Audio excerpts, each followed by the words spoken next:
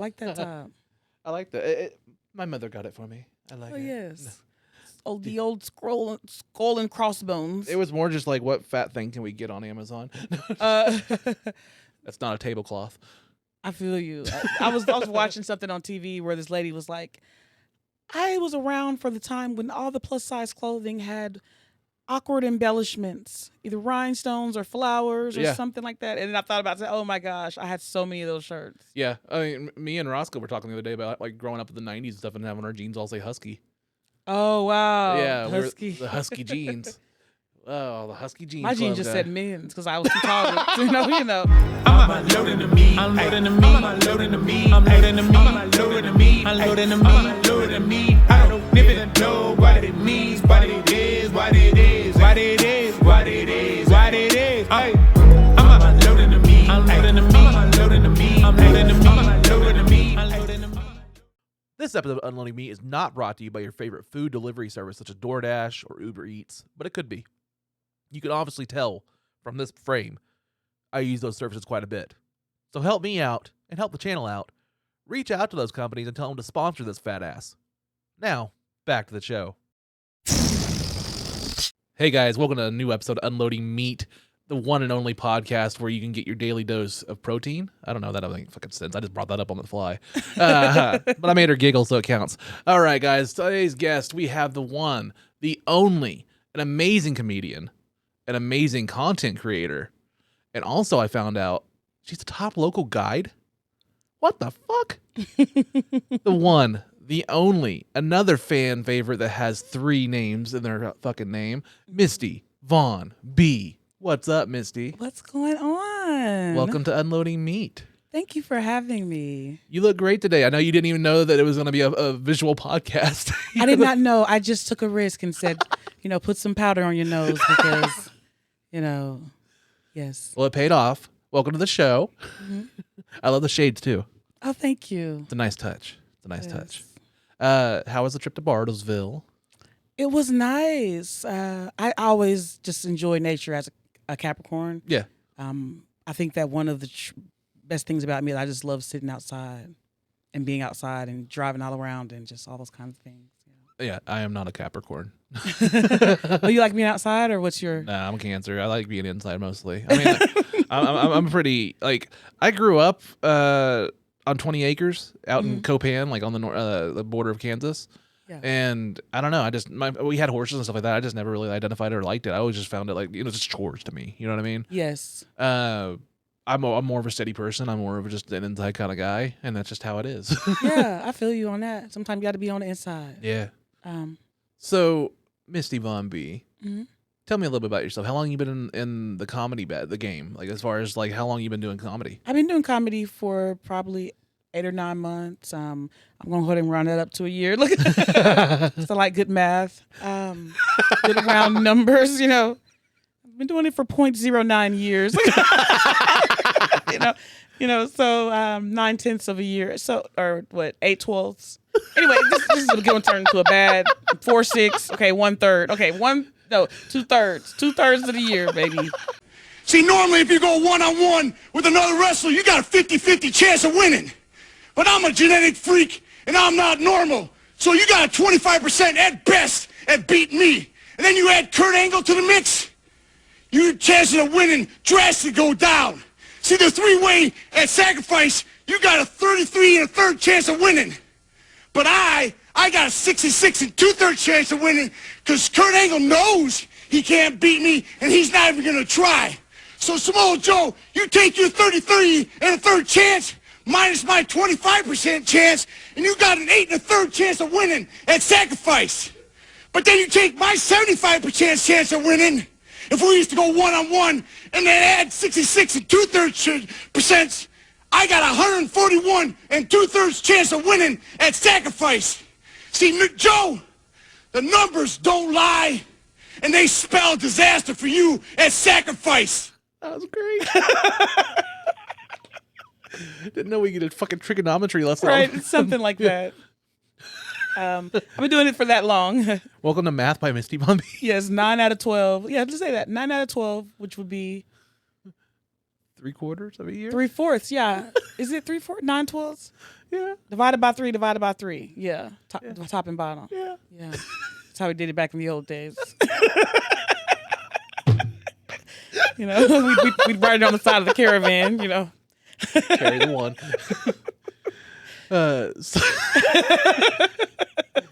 So almost a year you've been doing comedy. Almost a year, you know. Briefly, you know, if you want to be succinct. It's been almost one lunar year. One time around the moon or something. You know? All of a sudden, I'm just like, okay, well, which Twilight movie was that? That was New Moon Eclipse. Okay. It's like 1/10 of a score. For exactly 1/10 of a score.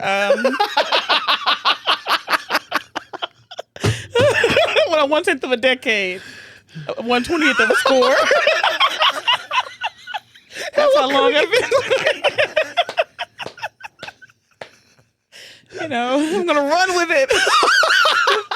You know, I've been a long time. I'm deep in the streets, right? I'm deep in the game. I'm very deep in the game. Okay, 1/10 of a decade, 1/20th of a score. I've been deep in the comedy game. Nice. Yes. What got you started? I saw some people around town do comedy, and I said to myself, I could do this. I could do that. Probably do it a little better. Probably be a little funnier. Probably give some raps and some dances and some, you know, off the wall stuff. Like, you know, like last week I used the what do they call it, the mic stand as like a BBC. And just like bounced it around the stage. You know, stuff like that. So what came first, the content creation or the stand up? I always consider myself to be pretty funny. And the content creation came natural because I am like a child of MySpace and Black Planet, Mahente, you know, where you just get on there and, you know, the twerker started out on all these places. YouTube, you know, back in the chocolate rain and the chocolate rain. Yes, days, you know, exactly. So I always had this interesting. Oh, I did photography too. I started doing photography in high school. Oh, okay. So I had I used to film all the football games and I was in yearbook. I was a yearbook editor and everything else. So it only made sense to keep doing videography, photography. I took photography and videography in college, and I also took theater. You know, I was in plays and, you know, Shakespeare and nice. you know, all those kinds of things. So it just makes sense to get on the camera, and who can cut the film and edit it better than me? Because I've been doing it for over 20 years. Yeah. Yeah. Damn. Over 20 years. So you started my high school early reunion is 20. I'm 20-year high school reunion. I started filming in 10th grade. Every football game. I only missed one football game. Damn. Damn. Impressive. Most impressive. Yeah. I love watching you on stage. Like I love seeing people that just control the room. And you are really good at that. You are good at just like controlling the room. Like no matter what, you just have that you have that spark as far as like as soon as like the mic's in your hand, you're like, pay attention to me. Like you got it. I just try to be, you know. I was neglected. I grew up neglected. So when you're neglected, you have to find, you know, strategic ways to get your spotlight. Yeah. Yes. So I'm an expert at that. It shows. Right. I always think about the time when I like pretended like I was farting on the mic. You know. Okay. Elaborate. Yes. So, you know, every time we do a comedy show, the producer will ask like, what song would you like to come out to? Yeah. And me, I like to pick my song a day or two in advance because I don't know what vibe I'm going to be in. Sure. If I'm going to be in I want to fight somebody vibe, then I'll pick Lil Jon. If I'm going to be in I just want to be conceited, I'll pick Remy Ma So Conceited or whatever. So I want whatever I'm listening to in that moment and vibing on in that moment. I say, oh, this is the one. This is the one. God sent me the one. The songs that I want to use. So that day, if the song was Pimp C Knocking Doors Down, you know, it's like Texas, Houston swing music. And it starts off, it's like a little, it's like a ding, ding, ding, ding, ding, ding, kind of like that noise you hear on a scary movie when like Jason is chasing somebody. Mm-hmm. It's like, ding, ding, ding, ding, ding, ding. It starts out like that, like the scary, somebody's chasing you sound. If you've ever heard this song. And then it makes like a door kick in sound, like dum dum, because it's called Knocking Doors Down. Okay. It makes the door kick in noise, And then all of a sudden, it's like all these, series of noises. Then it makes a noise of a trucker going, and. And so I was listening to this song. I was like, this is going to be the song because I'm just so live to this song in the car.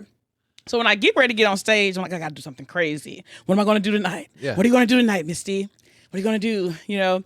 So as the music is playing and they're introducing me, they're like, welcome, Misty VonB. That music goes, dun, dun, dun, dun, dun, dun, and then it goes, then the door goes, dum, dum, dum, dum, dum, dum. The door opens. And as the door opens, I made sure I walked on the stage at that exact moment. Nice.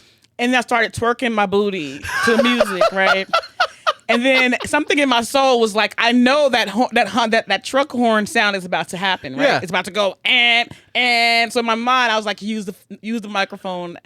Use the microphone and act like you're farting on the microphone, but do it like in a cute, like I'm only pretending my booty is not really on the microphone way. Yeah. So that's what I did, but it kind of looked like I was actually farting and it sounded like it. So some people got freaked out by it and some people thought it was funny. Some people, some people were disgusted. Like you can hear it. Some people are like, oh no. It's a very interesting scene and the video is on my Facebook. That's a great story. Adventures of Misty VonB.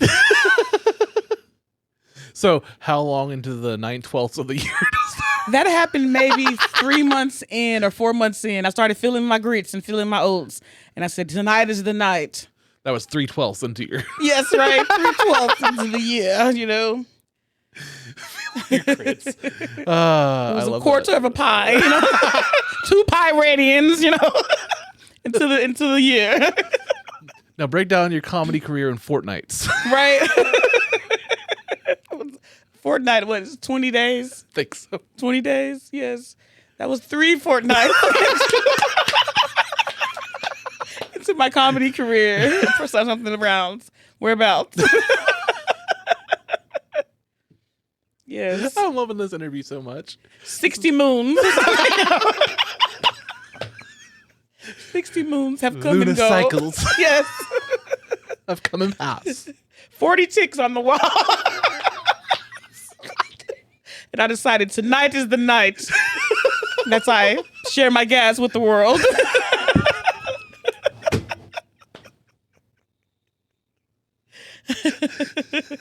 The time hath come to open your booty hole and let one out on the mic. It was so funny because I had an all black Eddie Murphy-esque, outfit. It was hilarious. I thought it was hilarious. Like, I wonder if I'm the only one laughing at my jokes. Like, is everybody else laughing or are they truly disgusting? I never got invited back by that guy who's producing those comedy We'll shows. find out when we get the views from this episode. Yes, exactly. Let me know how you feel about the what's it? Fartgate. Fartgate. Right? Hashtag Fartgate. Yes. Fartgate. Fartgate. Yeah, he never invited me back to a show that particular guy. Yeah. Because of the smell? I don't know if it was the farts or I don't know. It's a lot of series of other events happened around the farts, but Fartgate, real thing, yeah. Hashtag Fartgate. That's gonna be on the thumbnail. Hashtag Fartgate. Nah, yes. I won't do you that bad. Be on the thumbnail. Hashtag Fartgate. Yes, that's a good one. Yeah, I've since elevated my comedy. Elevated my comedy a great deal since that time. You pushed it out. Yes, yes. And had some elevation from it.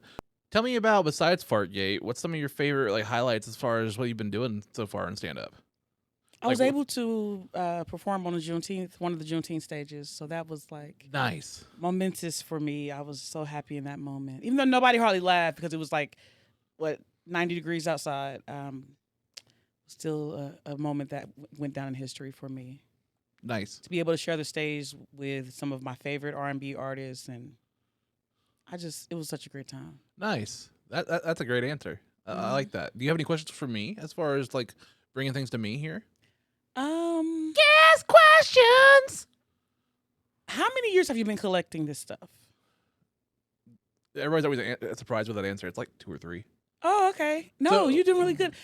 It don't take much, to start a new thing in our lives. No. Something that will fulfill a part of us Yeah. that we always wanted fulfilled. This really Yeah. started around COVID.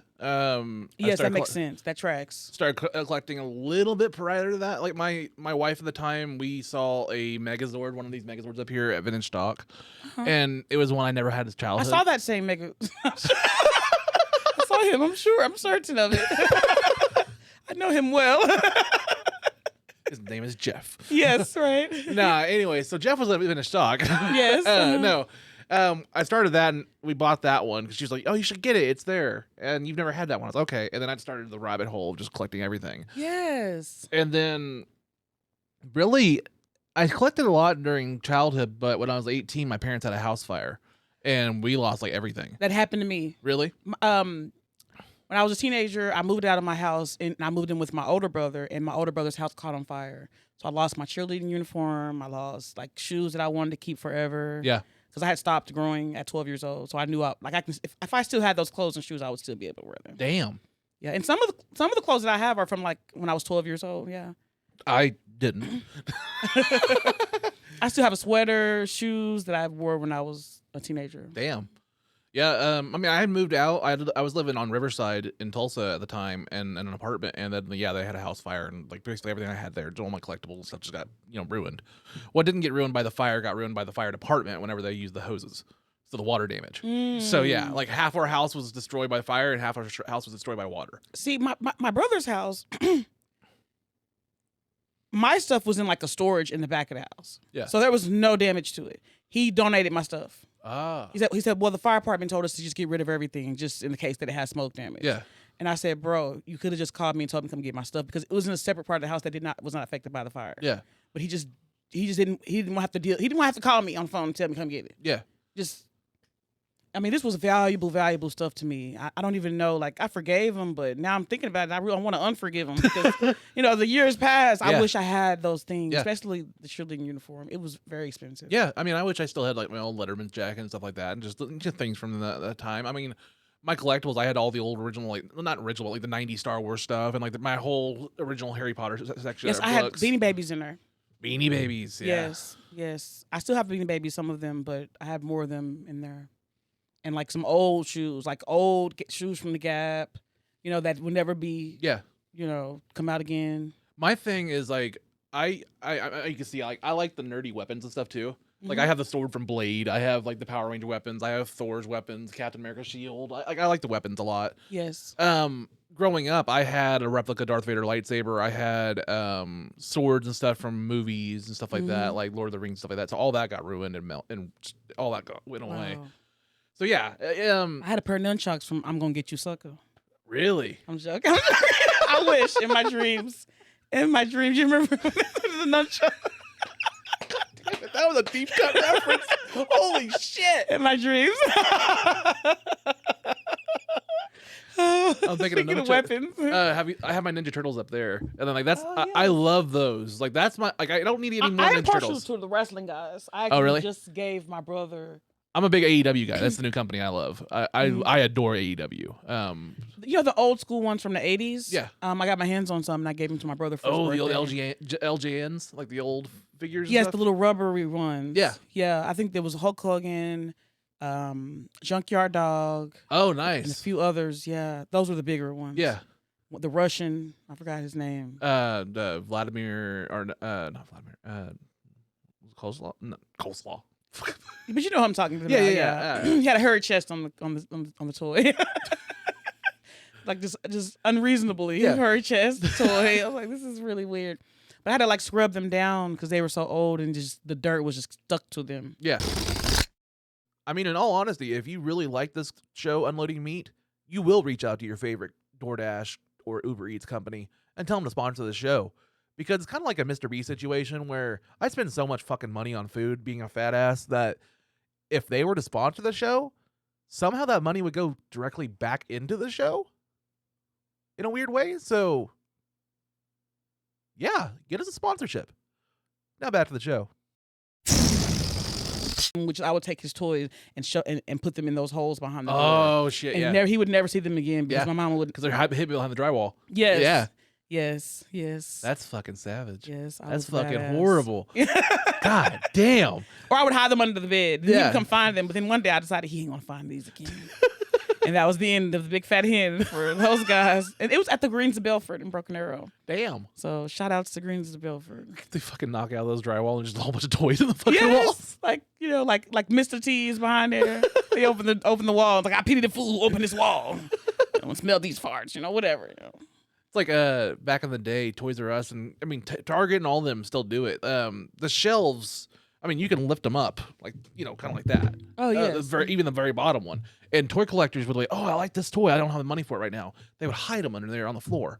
And so, like, whenever like the Toys R Us's were closing and stuff like that, you'd find all these nerds fucking stashes that they never came back and retrieved, and they're just like toys from 2 years ago that are just still there. And people are like, this is where all the missing inventory is. Yes, people do that at Ross. Like you'll see stuff just hidden Yeah. between other stuff, and it's like somebody coming back for this. Yeah. But since it's in the wrong spot and wrong, There have been times as a toy collector where I've seen somebody's hidden stash, and I'm like, oh, that shit's mine. Yes, Fuck you. Yes, we're not the only ones who hide things. Go get like a My Little Pony and put it back in that spot and hide it, and just be like, ha ha. Next time they come back. It's interesting when you got to hide something at the stove. Yeah, but I mean, sometimes you gotta make choices. I mean, that's my favorite game. Is like decisions were made. There's even like Reddit like threads about that. Decisions were made at Walmart, where you go down you'll go down and you'll see like the tampon aisle, and then they'll see like a 12-pack of beer sitting there, and it's like, oh, decisions were made. Oh yes, you get what I mean? Yes, I never heard of that. I heard of AITA. Am I the asshole? Oh really? I love Am I the asshole? Yeah, because I'm usually the asshole. So yeah, decisions were made. Decisions were made is a fun game you can play with yourself. Just go to a Target or Walmart, just go down a random aisle and just see stuff that's left and be like, decisions were made. This is fucked up. Like you can see some really fucked up decisions. Yes. Wow. It's just this so key funny. lime pie is left here in the deodorant aisle. Why the fuck? Just random things. I love Walmart. No, I really fucking hate Walmart. I avoid it like the fucking plague. I'm indifferent to Walmart. I love having my groceries delivered. So yeah, I know it's a big plus. It's Yeah. kind of nice. It saved me some money actually, just because I don't have to like overspend just buying random shit. yes, you just get what you want. One other thing about it is I love seeing the sales that they have because some things will be like $10 in the store and then it's $3 on the app. Yeah. So That is frustrating too, because Walmart doesn't like to match their own fucking shit as far as Yeah. price match. Like, there's stuff that you can buy. Like, I've bought HDMI cords and stuff here for the set, and it's like it'll be $2 cheaper just buying it online or buying it on the app, even to do pickup, yeah, than it is just to go to the store and pick it up and buy it there. yeah, it's wild. Yeah, it's crazy sometimes how that shit works. Yeah. So when I noticed that, I had to get that membership. Yeah. Plus, you get like free Paramount Plus and all that stuff, like Walmart Plus. Like, it's a pretty good deal. Yeah. Oh yeah. We had this toy. I remember this. Is it What, Mastodon? this one? Or which one? We had this white one. Oh, this one. This is the White Tiger Sword. White Tigers or Yeah. maybe we did have this one. We had one of those toys. No, if we had the white one. Okay. Yeah, maybe this bigger one. That's Mastodon. Well, that's the Thunder Megazord. That's a mixture of all of them. Oh, okay. Mastodon would be up in this one, but I have them all combined. Oh, okay. Because I think that's the one we had. Would it be But it looked a lot like this white toy. something like that? Yeah, we had that one too. Yeah, But that's the Mastodon's arms. Like, that's what it would be. we had a big version of him, but we had this white one too. Okay. I remember, like, I'm looking at it and I'm like, we had that toy. Because I have it divided like in seasons. Like, so like that's the first season Zords, and then like the second season, and then third season, and then they're all combined up there. wow. Like, I have it Okay. all layered through here, and then some of them fell down, but like the Rangers, and then I have DC. Yes. I noticed the Marvel area Oh. over in here. My light felt turned off. I noticed the Marvel area, and it's absolutely fantastic. Yeah, some of it fell down over there on my MC, but Marvel Legends are my biggest thing. I love Marvel. My ADD is really bad. I can't stop looking at some of these toys. The kind of person who like watches that one clip from Tales from the Hood where the little tiny Your fucking references are fucking killing me on this. Because as soon as they enters my ear, imagine all these little toys just climbing down and whooping my ass in the middle of this show. Well, and like also like your timing couldn't be more like perfect because me and my 6-year-old are literally watching all the Toy Stories right now. Like I've never watched 3 and 4. I've only watched Toy Story 1 and 2, like when I grew up with those. And so like I watched 3 for the first time last night with her, and that one made me fucking bawl like a little bitch. Like that fucking Toy Story is fucking, I love those movies. Part 3, you say? Yeah, part 3. I tried to watch it and I fell asleep. Really? I heard it was like a real tear. Yeah, the ending gets you like a fucking, it's hard. Oh wow. Yeah, like there's some movies like you ever watch Up, like Pixar, like Yes. like the intro to Up. Mhm. I can't watch now.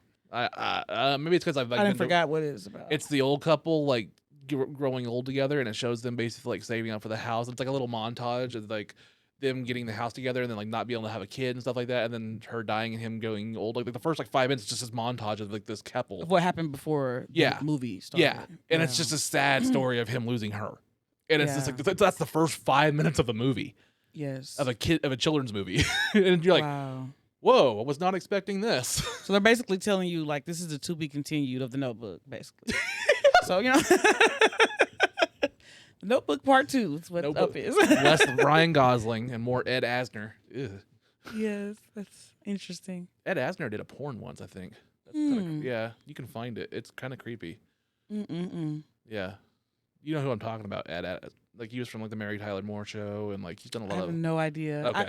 I kind of avoided some. Like I used to watch Perry Mason and Cagney and Lacey. Yeah, and those types. But like Hey Duke and what's it called? Like I used to watch Mr. Ed. Mr. Ed. Was one of my I remember favorites, Mr. Ed. yes. Yeah, But I did not watch like Three's Company or like that kind of era. I was like, I did like like a lot of mine. I talked about this on the podcast earlier. Was we grew up in this. I grew up in this area. I said Hey Dude. Of, like, I meant Hey Dude, which is like a Nickelodeon show. But anyway, Yeah. I don't know what I was relating that to. I was relating it to Cowboys. But sorry, go ahead. Well, I was going with your Nickelodeon stuff. It's like I grew up in this era of like Nick at Night. Yes, Nick at Night. That's what I was getting at. And like once Nick at Night, once it became about 6 o'clock, Yeah. I didn't watch unless it was Mr. Ed. Yeah. That was the only thing I watched, or Lucy. Well, a lot of times, the only like thing we I would watched start with like after All That or something like that, and it would be like the late like Nickelodeon stuff would be like All That and stuff like that, and then we would transition to Nick at Night Or Brady Bunch. It would go to Brady Bunch or Mary Tyler Moore, and those was when I was like, nah, I can't do this. Yeah, 'Cause and it was like a worse version to me of Full House.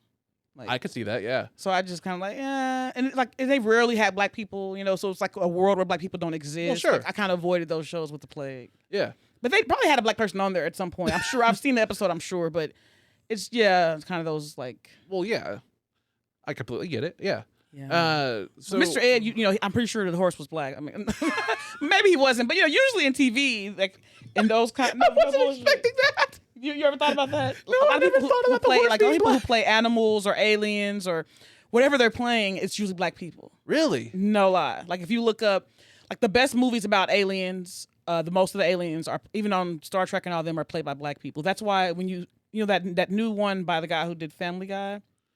Seth MacFarlane. Yes. Yeah. The Orville. The Orville. That's why you see a lot of black people playing aliens there. He's making fun of that fact. Really? That's kind of cool. It's cool. It's cool to think about because at least black people was doing something in Hollywood. Yeah.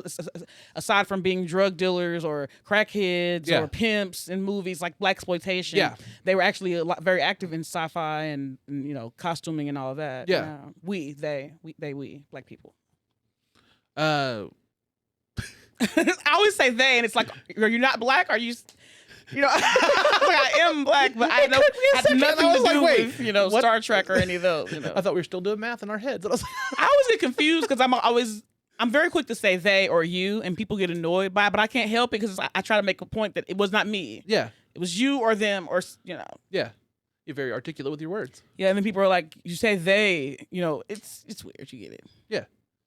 So, what's some of your favorite shows growing up then? If it wasn't for that, like what are things that you identified with or that you loved growing up? I like Small Wonder, the idea of a robot sister. I don't know Small Wonder. Yeah, it's like the little robot. It's like a little robot girl, and she has a little red dress on, and she had like a lot of quirky comeback jokes. Really? She was very. When Michelle, was this? Was it the 90s? Pre-Michelle on Full House. Yes. Oh, nice. Early 90s. It was like right after like Silver Spoons and. I remember Silver Spoon. Yeah. Yeah, she's a small wonder. I completely blanked on this show. I don't remember the show at all. Write it down. Let's write it down and figure it out. You're gonna love it. It's great. It's a great show. Small Wonder. I watched Alf. I was the Alf girl. Ooh, Alf. Yeah. Yes, I love Alf. Yes. I used to watch News Radio. News Radio. Yes, News Radio, Wings, those. I never watched like Frasier till I got old enough to understand the jokes. Yeah. I didn't like shows that I didn't understand the jokes. Thus, I loved Roseanne and Grace Under Fire. Yeah. I love Roseanne. Yeah, Roseanne, Grace jokes Under were Fire. I could identify with those with my mom growing up, and my dad's family was very Roseanne-ish. Yes. And then I just saw strong women, and it wasn't. And Roseanne, she always had a line of movies about women who, had to be strong in some situation. Yeah. And so I liked them a lot. Damn, what was the other show we doing? Grace Under Fire? Man, not enough people talk about Grace Under Fire and Grace Kelly. Yes, that was a great show. She was good. Wasn't it something like? Unfortunately, she was like an alcoholic behind the scenes or something like that. That was why the show didn't last very long. She was a what? Like an alcoholic or something behind. Oh, the scenes. I'm not sure. I remember that show being really good. Like, and they dealt with some really serious issues. She had kids or something. She had kids in real life. Okay, and I think that had something to do with why she had stopped. I mean, I'm not trying to like allege shit on Grace No, Kelly. I don't. All I remember is her being pregnant on the show. Or Brett Butler was her name. Yeah, she was pregnant on the show. I think I don't know. She was. I feel like it was a few seasons of that show. Yeah, because it lasted a while. And I remember the crossover with Drew Carey and stuff like that used to have. Yes, I watched Drew Carey. I'm a huge Drew Carey. I watched Fresh Prince. Family Matters. 3, 2, 1. Yeah. 1, 2, 3. What is going on with me? You remember that episode? You were doing every blast from the like every time you say something like a little reference, it just hits me, and I'm like, fuck. Yes. Yep, God damn it. Yes, I liked a lot of those. Yeah. I was a huge. God damn it! What was the show you just mentioned? Drew Carey Show. Drew Carey Show. Drew Carey Show really fucking influenced me heavily, and I kind of miss that you can't. It was very quirky and goofy, and that was very much our age. Yeah, and I loved how they brought in music a lot. And musical type segments or stuff about makeup or just things that a lot of shows didn't talk about. Yeah, and like it kind of sucks that you can't really find it anywhere because of the way the rights are with music and stuff like that and licensing. Mm-hmm. Like it used to be in syndication for years, and now it's pretty much impossible to watch the Drew Carey Show anywhere. Yeah, a lot of those shows have been like canceled for whatever reason. I can't forget the caterpillar joke episode. You remember, like, he made a joke about a caterpillar. It was a cartoon. You remember that episode?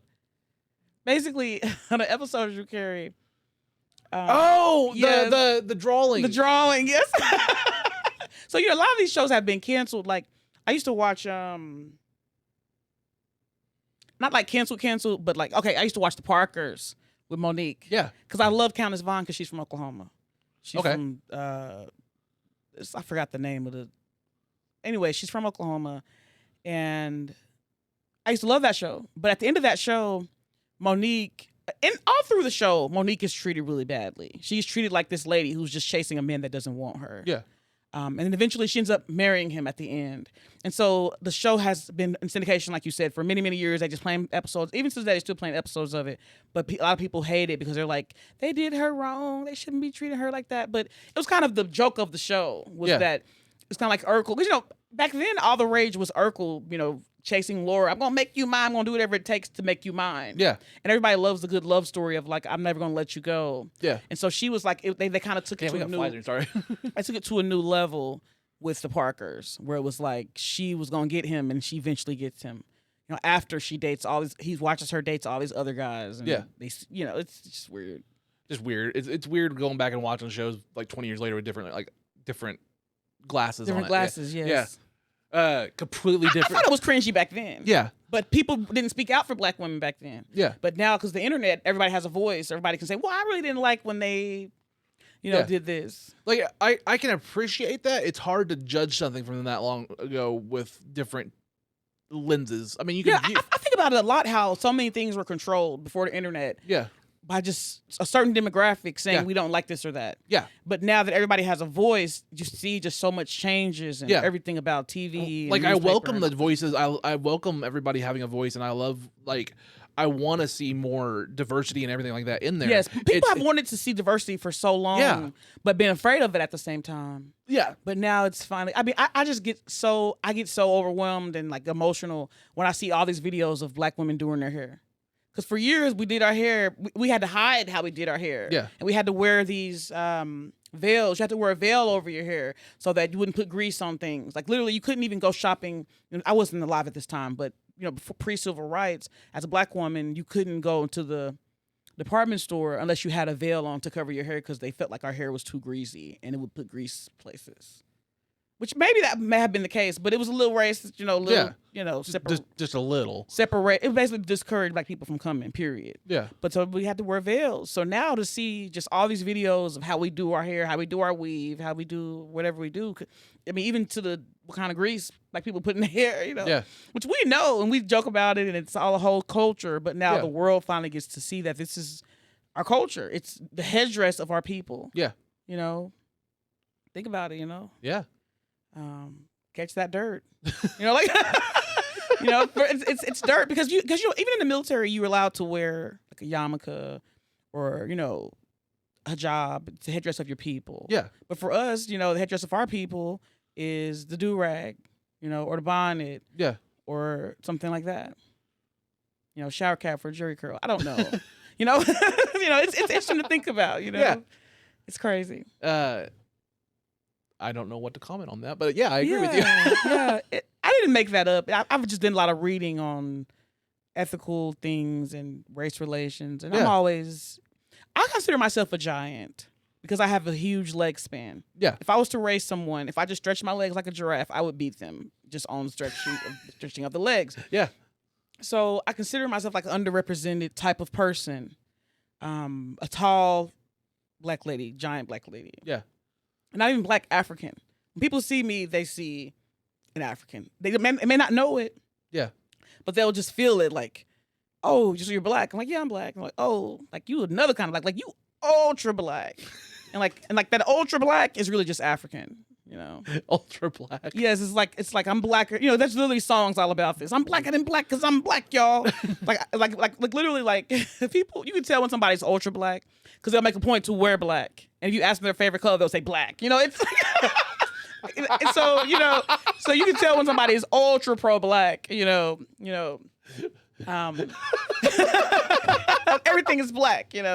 That's but most of the time they're going to be more African. Yeah. Yeah. I remember being in the military and just the amount of people who would tell you I'm not black was astounding. Like, dude, you're obviously African heritage. Like, nah, I'm not black. Like, okay. It's fucking crazy how they had to downplay it, or they have. I mean, they have to sometimes. Yeah. I mean, It's. I was talking to my friend about how with my name and with his name too, you would think we were white. Like Misty, you would think I was white all day, and then when you see my resume, you would think I was white all day. And it affords you certain opportunities that somebody with a more ghetto name would never be afforded, or maybe they would have. Who knows? But it's one of those like we know how it is. Yeah. And I have friends who have really ghetto names who they just sit around and cry about it. Like, I can't believe that my name got me in this scenario where people don't like me just because my name is Latoya or whatever. We all have the right. I was telling somebody too the other day, another comedian. I was like, if something is for black people or for German people or for whatever people, I'm going to find a way to prove that I'm them people. Yeah. Because we're all mixed with whatever it is. you know? Celebrate who you are. Exactly. Be proud of who you are and stuff. Like I'm getting ready to get a kilt made. Yes. Because I found my Scottish coat of arms and like we're doing the whole thing. Yes. Like, I have a Scottish coat of arms too. Really? What's yours? I feel like it's like Clan Douglas. Do you know what it looks like or anything? Yes, I can show you a picture because I'm on the heritage site where they tell you what your arms and your your types of plaid. I don't know. There's a name for it. That's where I found mine on like for my regular name. Last name is. Yes. And Wow. so we have the coat of arms, and it's like 3 knights, and there's some wolves and silver, and then we have our own I could plaid. pull it up. 'Cause I said Clan Douglas, but I don't know if that's the one. But yeah, like I want to get a kilt made, and I want to rock the look on my shows of like doing a kilt and a blazer. Mm-hmm. And I thought that would be kind of cool, like rocking that with the long hair and the Oh beard and everything. yes, it would be cool. I like that. I kind of want to do that. I like that. What's so funny about this site that showed me these different plaids and castles and whatever from my heritage is that one of the plaids is the exact same plaid of my family in Ghana. Really? Yes. That's crazy. Ain't it crazy? They held on to this plaid all these years. You need to get something made with that. Yes. That's not a bad idea. I've thought about that. Yeah. Yeah, like that's something. And when I went to Ghana, my aunt, she immediately told me, oh, we know all about all that stuff. Yeah, we already did all that stuff. That was all she said about. We know all the kings and queens are related please. to. Yeah, she was like, whatever, girl, you late. So yeah, I'm very into all that kind of thing too. I'm just recently doing that, like through therapy and stuff, like through my last divorce and stuff, like just kind of finding myself again, and then like, coming out and being comfortable with my sexuality and like my trauma and all that stuff that happened in the past. Just like that shit came out in the last like 2 or 3 years, and then building this set and trying to figure out what to do with a podcast. I mean, all that came pretty recently through the fallout of my last marriage. Sometimes it make you wonder, like, if you could have had the same motivation at a younger, like, I wonder, like, 'cause I'm very motivated at this time. Yeah. If I would have had the same motivation 15 years ago, I'd be rich by now. Yeah. I mean, there's so many times where I get these ideas and stuff. I'm like, damn, I wish I would have started this like 10 years ago. Yes. Like, honestly, and I just kept putting it off. And honestly, I'll just say it. Therapy saved me a lot. Yes. And then, I'm on also Amazon though, because Amazon wasn't really a thing back then. You know, between us. Get that Prime membership, y'all. Yes, because now it's like, and I was telling somebody this about like the cheap clothing sites that everybody uses now. Yeah. That it's fulfilling a need, because if you go like to Asia, you'll see people in all these fashionable clothes that were cheap. Yeah. But we don't have as much of that. But now we're getting it through the influx of these shops like Temu, Shein, those. Yeah. Where now I could wear all the beautiful cheap clothing that exists on. Like this. No. Yeah, I like that. I like that top. I like that. My mother got it for me. I like it. Oh yes. No. Oh, the old skull and crossbones. It was more just like, what fat thing can we get on Amazon? That's not a tablecloth. I feel you. I was watching something on TV where this lady was like, I was around for the time when all the plus size clothing had awkward embellishments, either rhinestones or flowers or something like that. And then I thought about it, oh my gosh, I had so many of those shirts. Yeah. I mean, me and Roscoe were talking the other day about like growing up in the 90s and stuff and having our jeans all say Husky. Oh, wow. Yeah. Husky. The Husky jeans. Oh, the Husky jeans. My jeans just said men's because I was too tall to wear women's. Yeah. Hey, at least you I had always good had pockets. a long crotch. Hey, at least you had good pockets. Yeah. Who knew that guys' crotches were twice as long as women's? I know, right? Yeah, that's a real, like, so if I wore women's pants, I had the longest crotch all through teenage years, all my teenage years. You'd think something was there. The longest crotch. The longest crotch. Longest crotch. We're going to write that down. Yes. Yeah, of the longest crotch. Hidden dragon, crotching tiger. Man. Going back to, we're going to measurements again. We're going. Right. We started off with the crotch that never ends. Oh, this is the crotch that never. We're gonna get fucking copyright struck on this. Yes. About crotches. We need to go crotchless on this episode, okay? Yes, right. This episode of Unloading Meat is not brought to you by your favorite mobile banking app such as Cash App. Man, I love using Cash App, especially when I'm doing things other than buying drugs. Cash App. So, we brought up stand-up, brought up content creation.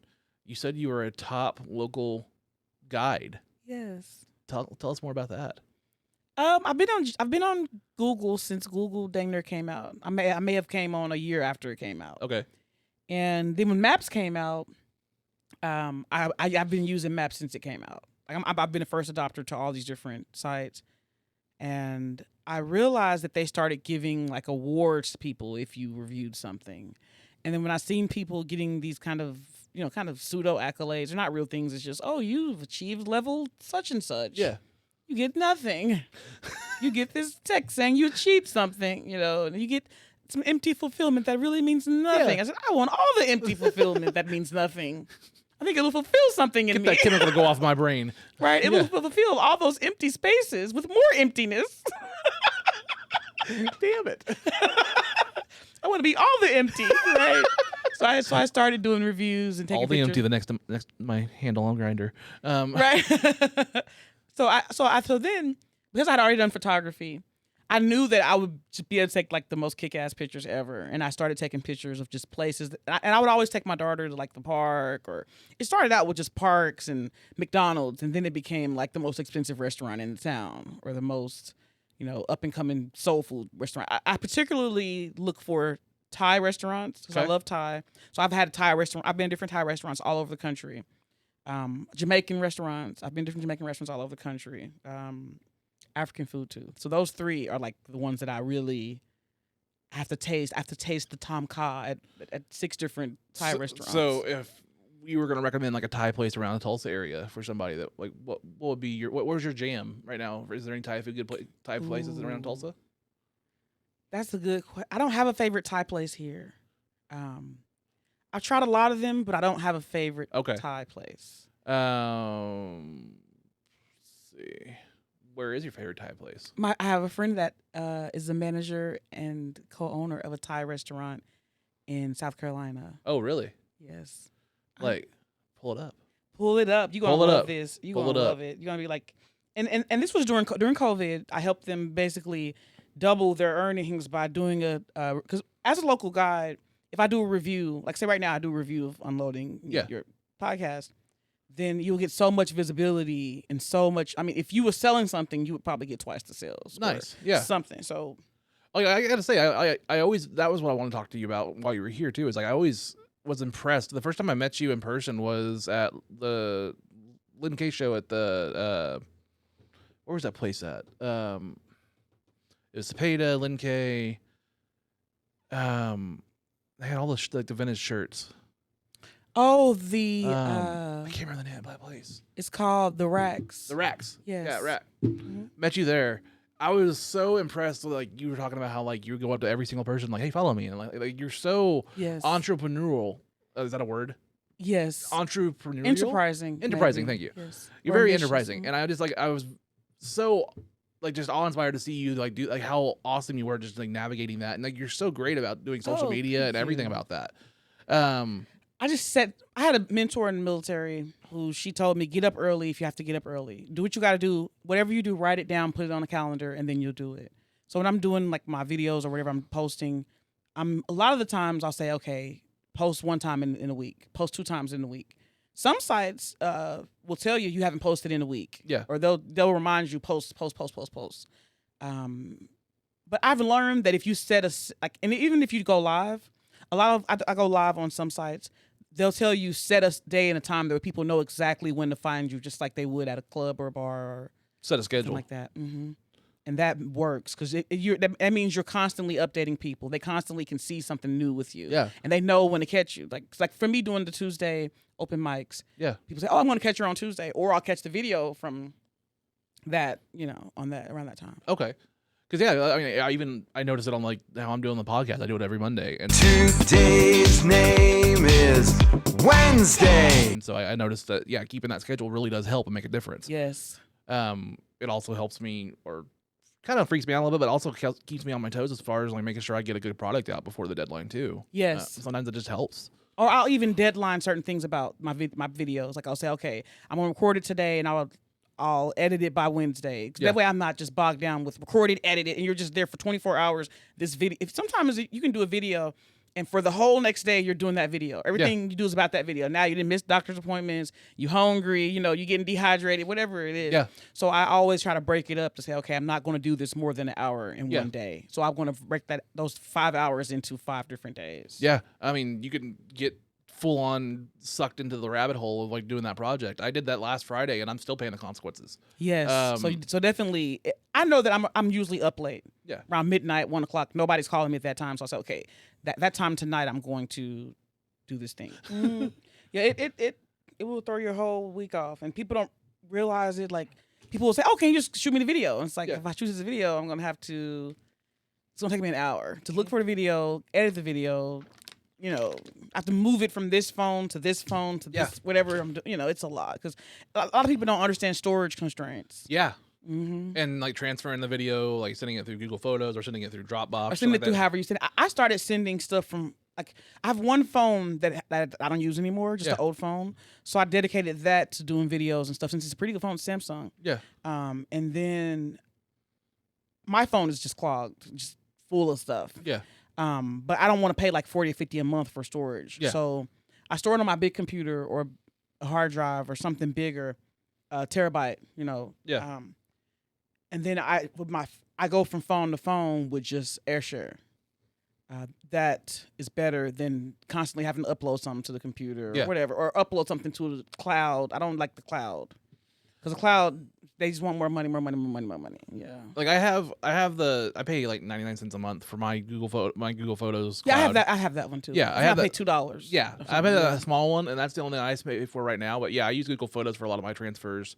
But yeah, the storage is just people don't think about how long that takes and how long it takes to upload. Like, I did a roast and I recorded a whole roast for somebody, and we recorded it in 4K, and they were wanting it all back. I'm like, do you realize how big that file's gonna be? Yes. Like, and that's people like ask me, they're like, why come you don't ever post a whole video? And I'm like, Yeah. if I was to post a whole video, it was just the time to upload it to Yeah. Facebook or to whatever. Yeah. Would irritate, it's just a lot. Yeah, I mean, even doing these podcasts, I mean, these are hour and a half, sometimes 2 hours, stuff like that. That takes hours to upload and hours to render, and Yeah. It's a lot of time. And just sometimes you have to sit there and just babysit it too, because you don't want it to crash in the middle of the rendering or anything like that, and you don't know. Or your computer to start updating or something. Yeah. You can't just walk away from it. No. Yeah. Mhm. There's times where I've been like, okay, I'll just go to bed and let it render, and I'll come back and 4 o'clock in the morning, it's like, oh, it crashed in the middle of it. Like, fuck. Yeah. So it just sucks. Okay, so I think I found The restaurant in South Carolina? my friend's restaurant. Yes. Nice. It's called Red Jasmine Asian Cuisine. I'm about to show you if I can find it. Is it gonna blow my mind? The food is delicious. I mean, you will see when you see these pictures, it's gonna make you want to go to South Carolina and go to this restaurant. I Nice. swear.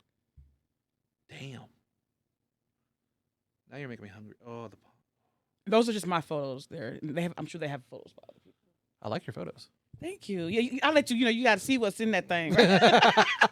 That's what my photos are based, so you can see exactly what's in what you're gonna eat. I love to see what's in there. Like, okay, Yeah. Got some leaks or whatever. I will show you my top stuff. But yeah, that's my friend's restaurant. Can't wait to see her again. You got me thinking about going over there because I'm trying to figure out where I want to go for vacation. Well, you brought up you hosting on Tuesdays. Mhm. How long you been doing that? I think I try to figure out how many episodes, but I think probably about 3 months. Okay. In my mind, that sounds like a good run. And where do you host that at? At Tulsa Alumni Bar. Tulsa London Mar. What time? 7 p.m. sign up, 8 p.m. showtime. Nice. I'm just giving that shout out for you. Yes. Gotta get it out there. Gotta put it out there. I have. If you see, you probably. I don't know if you follow me, how closely you follow me, but I have a lot of different type of what they call it. Venue or ventures? Or... Yeah. Well, what do they call it? Like when you paint on something, it's called You're asking a high person to. What's it called? I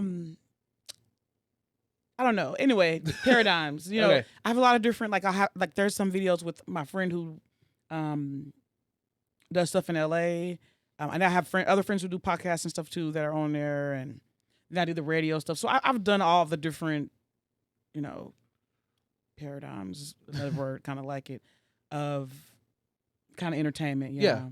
And I think that's also what helped me get going with stand up again. I was doing this stuff with even this helps with reps as far as just being able to talk to people. So if you were nerdy, you got into wrestling. We talked about wrestling a little bit earlier. Nerdy wise, who's your favorite superhero? Ooh, my favorite superhero. It would have to be like Blank Man or Meteor Man. I was not expecting a Blank Man reference on this show. Your references have been awesome today. Yeah, like a real superhero. Blank Man. Because I'm a clown. I always like jokes and stuff.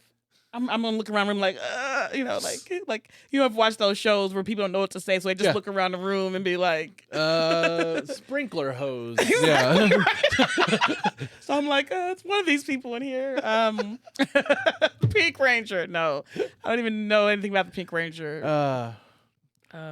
You missed the Power Rangers. You missed that section, or you missed that time, or I'm trying to really think of who my favorite superhero was. Growing up as a kid.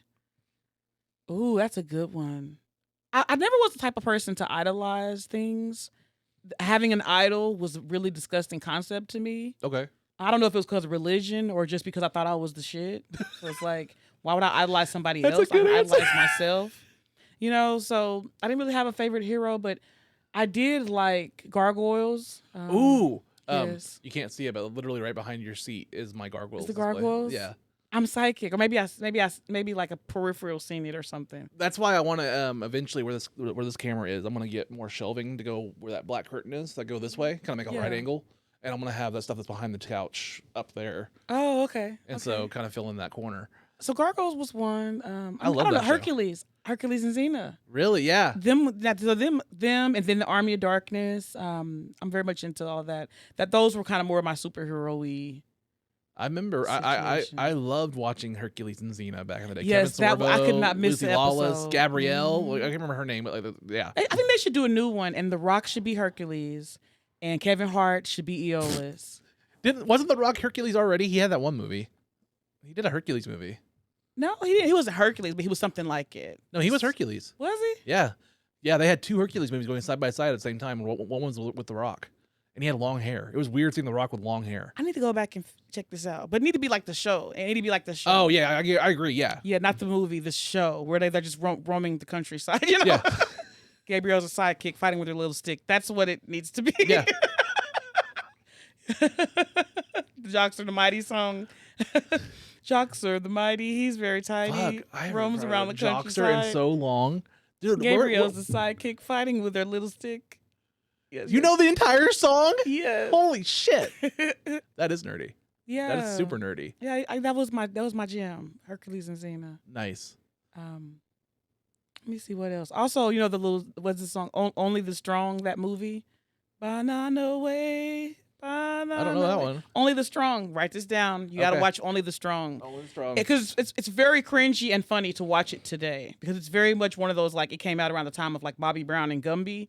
So it's like, yo, bro, you know, like it's it's very that. It's very yo, bro, and then you see things like somebody will throw something in the trash and the trash can will explode. It's very that. Okay, I'm looking at it now. Yes, Strong. It's like dance fighting. Oh, I've seen some of the fights from this. Yes. I've seen clips of this. You have to watch that movie. Okay, I've seen that. I've seen clips of that of that, like in like montages or something, like a YouTube like thing. And then I have one last movie recommendation. Okay, for go for you. it. You have to watch Fear of a Black Hat. Fear of a Black Hat. Okay, I'm writing it down. Yes. Fear of a Black Hat. You heard the movie CB4, right? Mhm. With Chris Rock. So Fear of a Black Hat, I think, came out before CB4, but it was basically a parody on black hip hop artists of the time, like Ice-T and. Okay. So it's very funny. It's by Rusty Cundiff. Yes, Rusty Cundiff, the one who did Sprung. I'm a huge Rusty Cundiff fan. Okay, it's on the list. Yes. We're gonna add it. And I already told you watch. Or maybe I didn't tell you. I was telling somebody else. Watch Fat Tuesday on Amazon. Okay. And also on Amazon is the Def Comedy Jam old episodes. Okay. If you didn't watch Def Comedy Jam, you need to watch every episode, and you'll learn a lot about, comedy. Okay. Yeah. I love recommendations like this. I love Yes. that's what I live for. That's what this show's about. I want to hear everybody's recommendations and like what got them into comedy, what inspires them, what they recommend as far as new people getting in the scene. Like I love that kind of shit. The thing about Def Comedy Jam, if you didn't watch it back in the day, which you probably watched at least an episode, Yeah. you'll see a lot of people who are really famous now or have been very famous in the last 20 years who were not very famous back when they were on a Def Comedy Jam. Okay. Craig Robinson, he's on there, and he's one of my funniest people on Def Comedy Jam. Like one of the funniest bits on there. It's on Prime, right? Yes. Prime. But Cool. even the one on Prime, I noticed because I'm such a fan and such a nerd that they cut a lot of things out of the Prime. You have to get the uncut video cassette, like one, to really see all the jokes and all the behind the scenes craziness of like this person wouldn't get off the stage or whatever, kind of stuff that happens at comedy shows.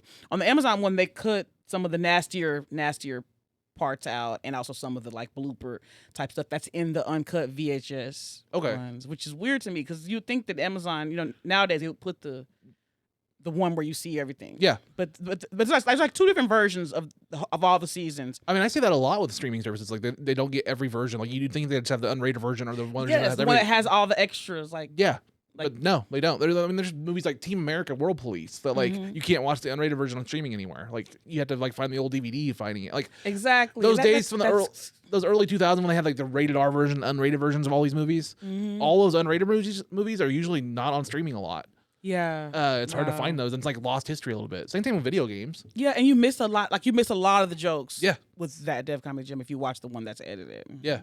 Because I remember jokes that I did not see when I watched it recently. Yeah. Like that is, because we used to rewind. We liked the joke so much, we would rewind them over and over and over and over and rewind it because they were so funny. Yeah, and then you wonder if it's like the Mandela effect, where it's like, did I remember it right, or did I misremember it? Like, did it really happen? Like, because like they edit your history. Yeah, because in my mind I was like, but then if you watch it close, you can see the editing. You see like this person like this, and then they jump to the side. It's like, okay, this is not the right version. It always reminds me of like, did you ever watch? I mean, you're a Jim Carrey fan. Eternal Sunshine of a Spotless Mind. Like whenever they're editing and deleting that stuff, like just that kind of stuff reminds me of that kind of stuff in my head. Yes, it's really sad. That's a sad movie. Yeah. Well, that movie, yes, but I mean, just in general, how the editing stuff is going. Yeah. Yeah. I mean, even like I'm a huge video game fan. I grew up, playing video games, ever since I was little. There was something like they said, like there was some statistic on IGN this week. It was like 70% of games before 2009 are not playable anymore or something like that. It was some like weird statistic. It was something crazy, but it was like because of like the loss of keeping up games like through copyrights and just transferring to digital where you can digitally download and play them again. Like there's a huge amount of games that you just can't play them anymore. Wow. And we're just losing that history. I mean, even things like I grew up on Grand Theft Auto back in the day. Yes, Grand Theft Auto. They had the greatest soundtracks. Like Grand Theft Auto games, love them or hate them. I know that they're mature, but like their soundtracks were amazing. Yes. And every time they do another relaunch of those games or they remaster them or something like that, you lose like 20 songs. And so like, yeah, you're playing the same game from 20 years ago, but it's not the same experience. Wow. You're losing like the latest one doesn't have the Michael Jackson songs in it, and it's like that's a huge part of like when you're playing the '80s version of like Vice City. Yeah, and you have like half a soundtrack missing. Wow, and it's just one of those things where like there's not like any laws about that or like ways of keeping that stuff as part of history and kind of like the old Zelda games. Like if you play them now, you don't hear the same music or something. Yeah, I feel you. Stuff lost to time. Well, on that note, I think we're getting pretty close on time because I know you gotta go somewhere too at 4. Gotta hit the old open road. Well, let's just clack this fan one time for the mic. Do it. Damn.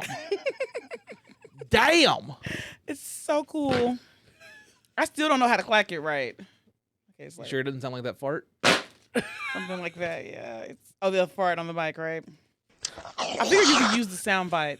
Like a fan clacking is a good sound bite. Like this would be a great sound bite if he got this, the sound going. Don't you think? Well, on that note, you lost me with the fan. I didn't even know you had the fan there. Like, you lost me completely with the fucking fan. It's a great fan. It's like the Asian, like, it's all because of you. I'm gonna get assassinated by katana just in a second. Like, yes, it's the Japanese dancing fan. Full on Mortal Kombat over here. You're gonna kill me. Fatality. Mortal Kombat. Like you throw it like katana. Yep. Or is it katana? It's katana. Yeah. Katana had the fans. Then her twin sister Melina had the size. Yep.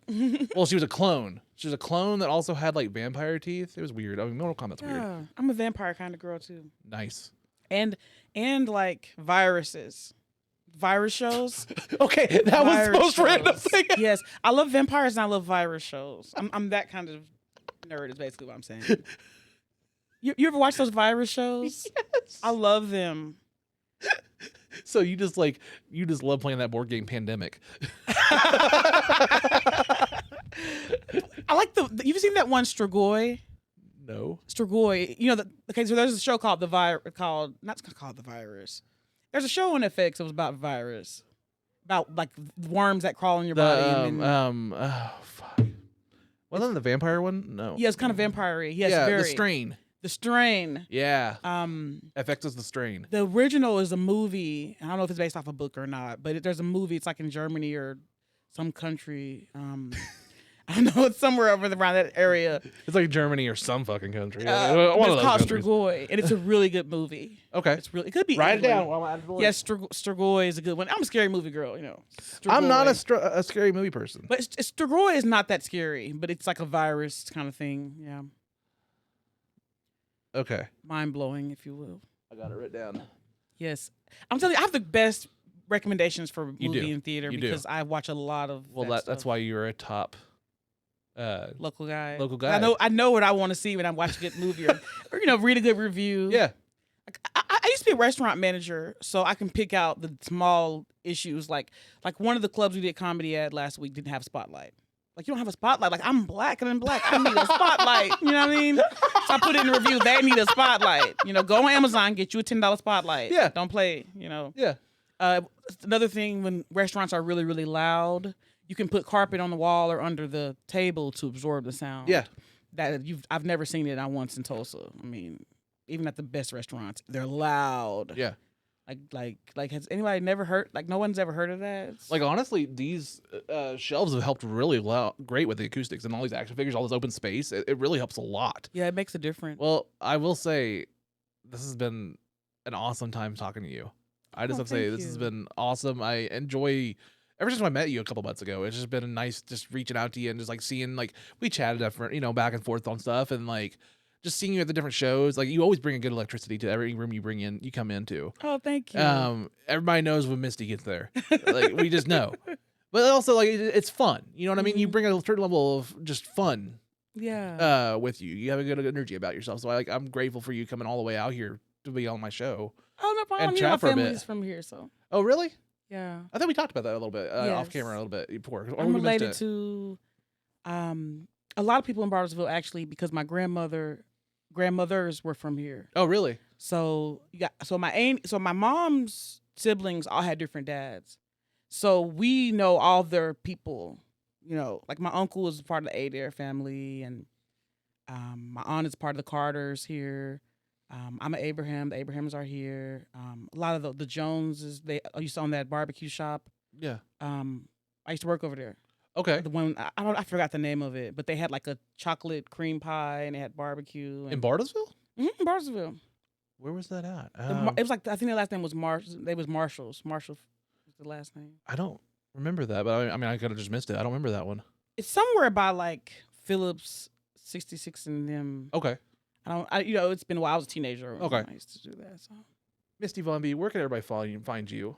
Where can they follow the great and wonderful influencer that is? I think my elevation set in. That's why I'm just like over here like, you can find me at Misty VonB. Misty VonB on I was gonna say Facebook. We can redo it if you want to. No, it's fine. Facebook, Snapchat, IG, TikTok. Nice. I'm working on my YouTube. Nice. I do a lot of things, and then Yeah. you can find me Misty VonB on Google Maps. Nice. You are very busy. You are a hard worker, and I love having people like on this. I've said it again and again. There's times where people are like, "Hey, you should have so and so on there because they've been in the scene for this so long," and don't have so and so on the show because they're still new and stuff like that. I hate that shit. I go by effort. I go by people that are doing the work. I go by people that are like, you don't want to fuck with me for one thing and being nice, but also just not being an asshole and just really putting in the fucking work. Yeah, I think a lot of it's going to come down to luck as far as us making a break or something like that. But at the end of the day, it's more about being ready for that opportunity is what I truly feel. And when you put in the work, it shows. Yeah. Put in the work, do the effort, and then just be ready for any opportunity and just try to make the most of every opportunity that you get. And just try to find your own little corner of happiness. That's what I'm trying to do right now. You've been a great host. Thank you. Thank you so much. Like, I really appreciate coming out here. I feel like we can get to know each other and be better friends through this than 5 minutes at a bar with loud music. Like, hey, how are you? You know what I mean? Oh, yeah. I would rather have this kind of conversation than that at a bar. We have to have that sometimes in our professions, but it's more rewarding to me to do this. Yeah. Plus it's on camera. Yeah. My face gets tired. I was a cheerleader, so you learn to just smile, and then after a while your face gets tired, and you're just like. Well, on Tuesdays, where can they find you and go to that wonderful open mic on Tuesdays? Where it's Tulsa Alumni Bar. Tulsa Alumni Bar. I'm there every Tuesday. Sign-ups at 7, right? Sign-ups at 7, yes. Yeah. Well, guys, this has been Unloading Meat. I am Jared Ralphie Allen. The show that has so much size. We got to unload that meat left and right. Left and right. Thank you so much, Misty VonB, for being on here. You've been wonderful. Oh, no problem. Guys, Thanks for having me. I'm Unloading Meat. I'm Jared Ralphie Allen. That's Misty VonB. Peace. Why did I do that? That's a fucked up peace sign. Peace. Yeah. Why am I doing peace? Ugh. I'm unloading the meat.